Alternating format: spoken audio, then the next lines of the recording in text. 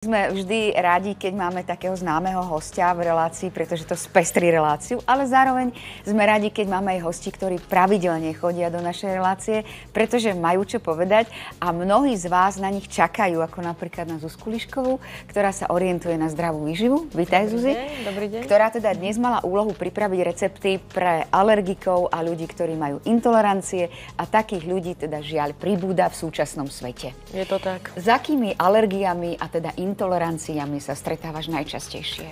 Tak tých alergénov je veľmi veľa, niekde od 54 základných až po nejakých 218 rozšírených, ale určite najčastejšie to býva práve lepok, citlivosť na lepok, citlivosť na laktózu, potom to býva kazeín, čo je mliečna bielkovina, prípadne histamín. Je dnes taká aj novodobá, už pár rokov frekventovaná intolerancia, fruktózová intolerancia, prípadne orechy, vajíčka, soja. Je dostatok produktov, ingrediencií, z ktorých sa dajú takéto veci robiť? Určite, recepty? hej, a stále pribúdajú, pretože stále sa aj výrobcovia potravín zameriavajú viac a viac tým, že pribúdajú alergici a ľudia s intoleranciami, tak pribúdajú aj potraviny.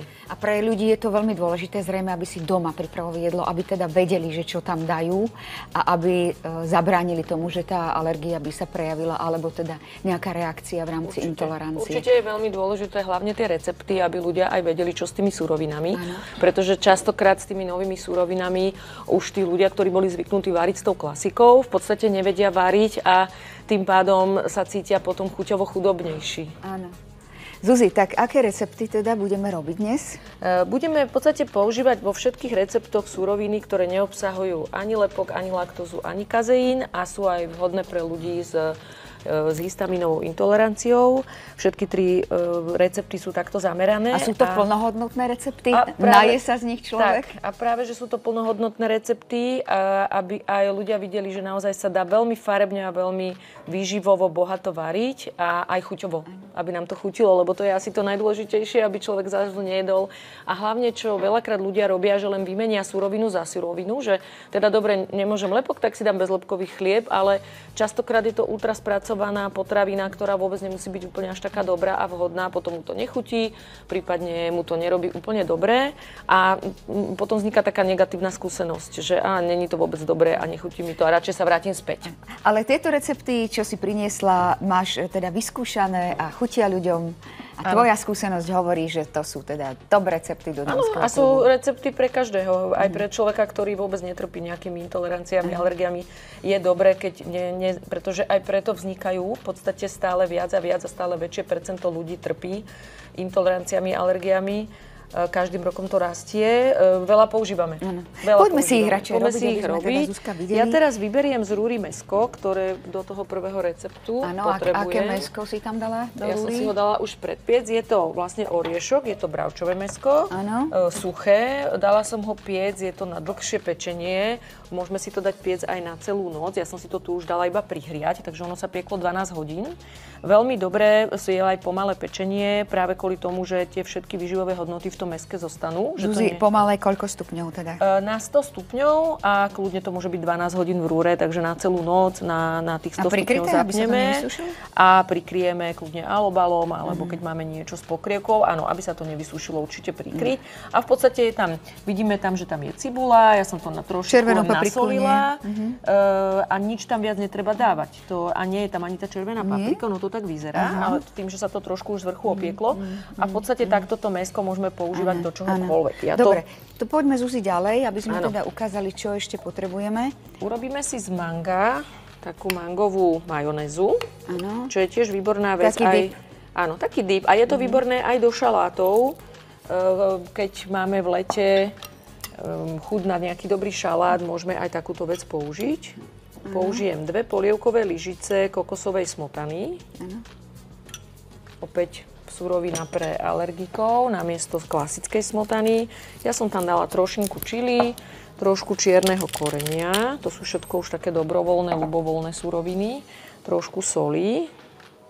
Tak. A vymixujeme. Dobre.